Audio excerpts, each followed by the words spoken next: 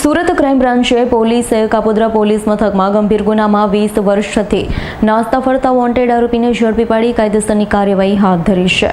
Surat crime branch પોલીસે જણાવ્યું હતું કે સુરત શહેરમાં ગંભીર ગુનાઓ આશરે નાસ્તા ફરતા આરોપીઓને પકડી પાડવા અલગ અલગ ટીમ કામે લાગી છે. ત્યારે કાપોદ્રા પોલીસ મથકમાં વર્ષ 2005માં 300ની લેતી દેતી મામલે 3 થી 4 સમય એક યુવાનને ગંભીર રીતે માર માર્યો હતો. આ ઘટના બાદ પોલીસે હાલમાં જ ફરાર આરોપીને ઝડપી પાડ્યો છે.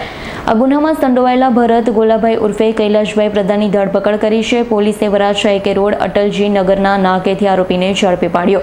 આરોપીના મિત્રને ₹300 બાબતે અન્ય એક ઇસમ સાથે બબાલ હતી. તેમાં જ ભરત પ્રધાનના આરોપી સાથે મળી યુવાનને માર માર્યો હતો. આ ગુના માટે પોતાની ધરપકડ તાડવા અલગ અલગ જગ્યાએ ભાડાના મકાનમાં રહી ફરતો હતો.